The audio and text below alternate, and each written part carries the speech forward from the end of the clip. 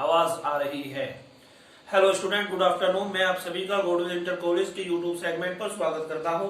आज प्यारे बच्चों हम देखते हैं एक्सरसाइज 3rd बी का पार्ट 3rd। बच्चों अब हम देखते हैं आज की क्लास। तो मेरे पास आज की क्लास का पहला सवाल है, वो कुछ इस तरह से है। प्यारे बच्चों, मेरे पास एक मैट्रिक्स है जिसके आप cos theta sine theta minus sine theta into sorry cos theta, और हमें यह सिद्ध करना है कि A square cos two theta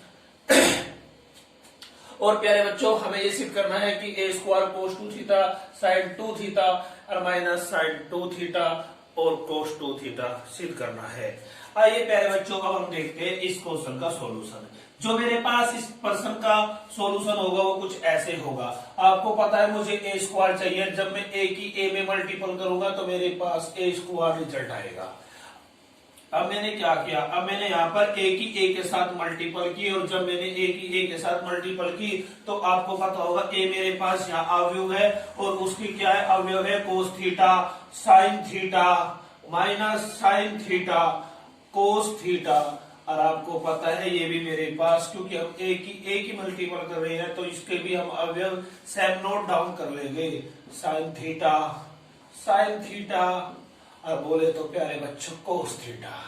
अब इसको ध्यान से समझिए।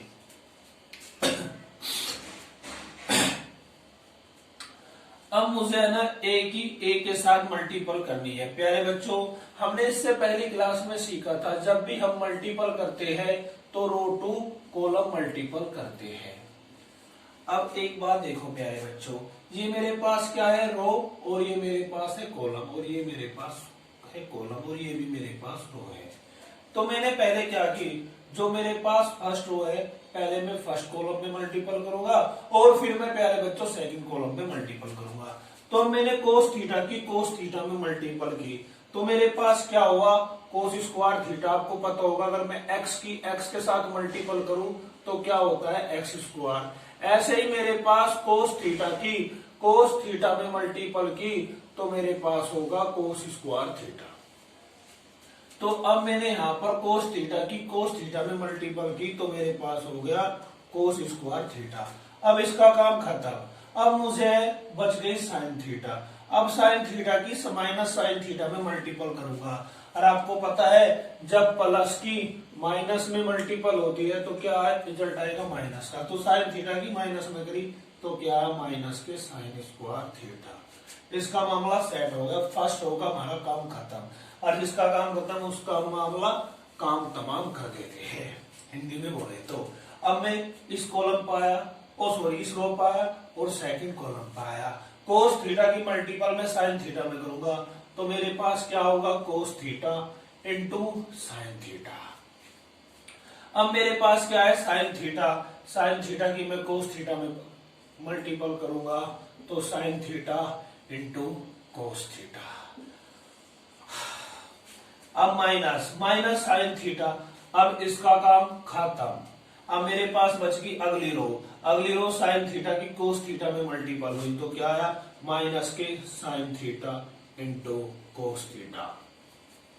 अब मेरे पास क्या हुआ, कोस थीटा की माइनस में साइन थीटा में मल्टीपल होगी तो minus cos theta sine theta. मामला सेट। अब इसका काम खत्म। अब हम आ गए अगली कॉलम पे। Sign theta minus sine theta की प्लस साइन थीटा में मल्टीपल होगी तो क्या होगा, माइनस के साइन स्क्वायर थीटा। अब मेरे पास कोस थीटा की कोस थीटा में मल्टीपल हुई तो क्या आया, कोस स्क्वायर थीटा। अब ये मेरे पास मामला सेट हो गया। अब मामला सेट हो गया तो अब आपने 11th क्लास में ट्रिग्नोमेट्री पढ़ी थी। अब उस ट्रिग्नोमेट्री के हम यहाँ पर 3-4 फॉर्मूले यूज करेंगे। जैसे आपने पहला फॉर्मूला प्यारे बच्चों पढ़ा होगा, जिसने नहीं पढ़ा याद रखना। साइन 2 थीटा किसके इक्वल होता है, 2 sine theta into cos theta. ठीक है। एक प्यारे बच्चों आपने फॉर्मूला पढ़ा होगा, कोस 2 थीटा किसके इक्वल होता है, cos square theta minus sine square theta. ये दो फॉर्मूले हम यहाँ यूज करेंगे। अब देखो कैसे। अब जैसे मेरे पास ये है cos square theta minus sine square theta. मैंने अभी बताया, आपने ट्रिग्नोमेट्री में 11वीं क्लास में पढ़ा होगा, ये किसके इक्वल होगा, कोस 2 थीटा के। तो ये मेरे पास हो गया कोस 2 थीटा। अब मेरे पास cos theta plus sine theta plus into cos theta. आपको एक बात पता होगी, अगर मैं x मल्टीपल y लिख लूं या y मल्टीपल x लिख लूं, बात तो एक ही है, रिजल्ट तो एक्स वाई ही आएगा। यहाँ भी मेरे पास रिजल्ट क्या आएगा, एक्स वाई। और जब मैं एक्स वाई को एक्स वाई में ऐड करूंगा तो क्या आएगा, 2xy। तो यहाँ पर ही मैंने क्या किया, कोस थीटा साइन थीटा को जब मैंने साइन थीटा और कोस थीटा में ऐड किया तो यहाँ पर आया 2 साइन थीटा कोस थीटा। अब मेरे पास minus sine theta into cos theta minus sine theta into cos theta. तो ये मेरे पास क्या होगा, 2 sine theta into cos theta. और ये मेरे पास है प्लस का, ये है माइनस का। अगर कहीं मेरे पास X square minus Y square, अगर कहीं मेरे पास minus Y square plus X square लिखा है तो मैं X square minus Y square तो लिख सकता हूं, क्योंकि यहाँ भी मेरे पास y माइनस का और यहाँ भी मेरे पास y माइनस का और यहाँ भी मेरे पास y माइनस का है। यहाँ पर हमने कोई चिन्ह चेंज नहीं किए, तो मैं इसको भी ऐसे लिख सकता हूँ, cos square theta minus sine square theta. और जब cos square theta minus sine square theta होगा तो किसके इक्वल होगा, कोस 2 थीटा के। या मैं इसको अगली लाइन में चेंज कर लूंगा, आपको यहाँ पर लिख के दिखा दूं, कोस theta minus sine square theta.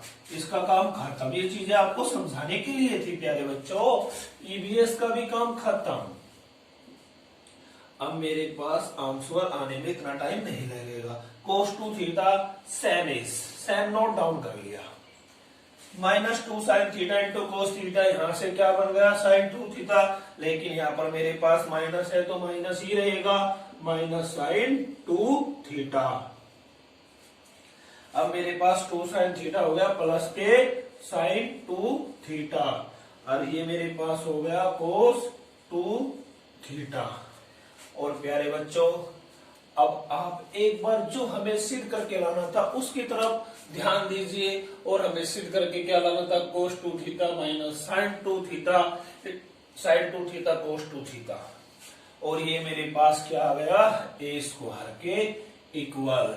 और आपको पता है यही मुझे प्रूव करना था। तो मेरे पास आज का पहला सवाल खत्म। आइए प्यारे बच्चों अब देखते हैं, अब हम देखते हैं आज का अगला सवाल। जो मेरे पास आज का अगला सवाल है वो कुछ इस तरह से है। प्यारे बच्चों मैं आपको बता दूं, जो मेरे पास आपकी बुक में प्रश्न नंबर 5 है, इस प्रश्न नंबर 5 में 4 क्वेश्चन है। हम 4 में से प्रश्न नंबर 5 के केवल 2 क्वेश्चन को सोल्व करेंगे और 2 क्वेश्चन आप सेल्फ से ट्राई करना। अगर नहीं हो गई तो आप हमारे गुडविल लर्नर्स के व्हाट्सएप ग्रुप पर सेंड करके आप अपनी प्रॉब्लम पूछ सकते हैं। देखते हैं आज का अगला सवाल। जो मेरे पास एक मैट्रिक्स है ए, उसके अवयव गिवन है। एक मेरे पास मैट्रिक्स है बी, उसके अवयव गिवन है। एक मेरे पास मैट्रिक्स सी है, उसके अवयव गिवन है। और मुझे पूछा है A square equal to B square equal to C square equal to I2।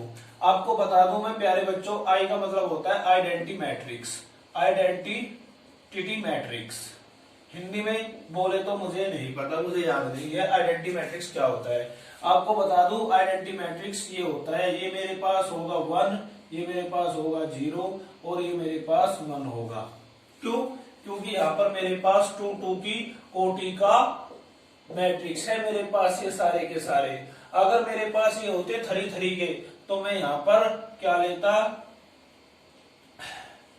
तो मैं यहाँ पर 1 0 लेता और यहाँ पर मैं 1 लेता। तो मेरे पास ये आइडेंटिटी मैट्रिक्स जब बनता जाके, जब मैं यहाँ पर 0 0 और 0, अगर मेरे पास 3 के होते, लेकिन यहाँ बोला है 2 2 के, तो हमें 2 2 के आइडेंटिटी मैट्रिक्स फाइंड आउट करना है। और जो मेरे पास आइडेंटिटी मैट्रिक्स होता है 2 2 का, वो होता है 0 1 1 0, या फिर ये बोल लो 1 0 1 0।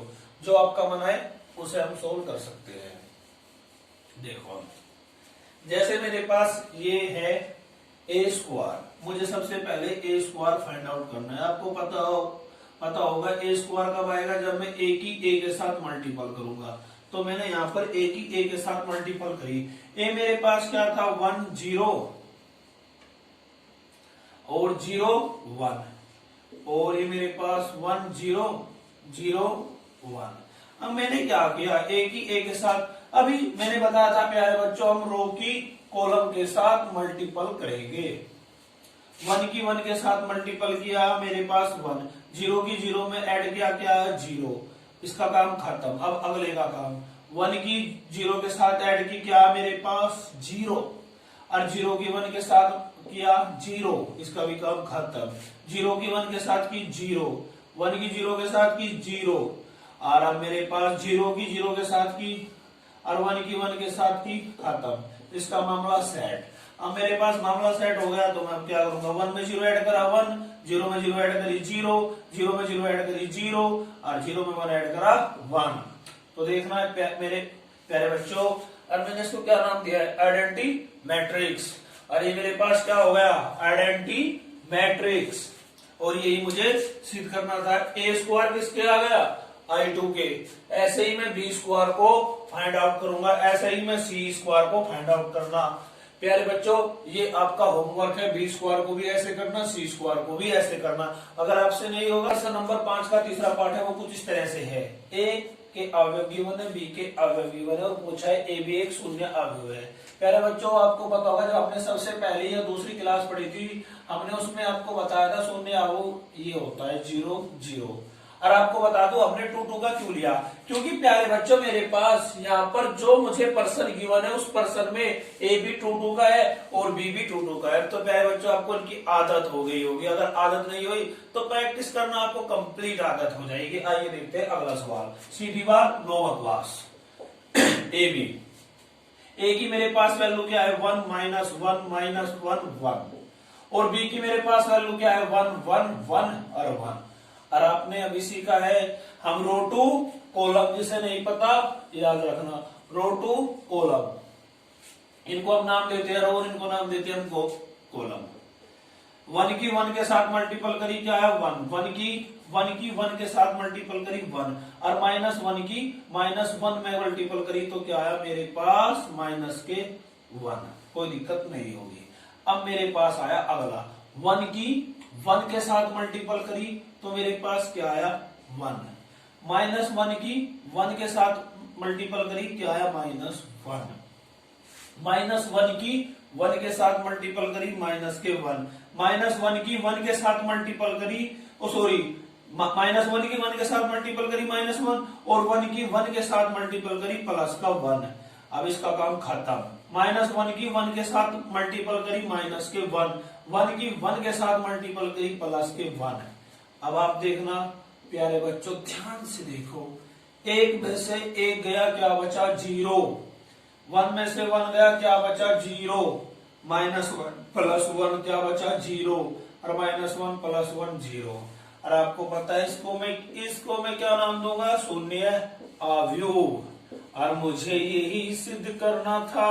प्यारे बच्चों जिसकी क्वेश्चन समझ में नहीं आया वो क्वेश्चन को दोबारा देखो, अगर समझ में नहीं आया फिर भी क्वेश्चन को दोबारा देखो।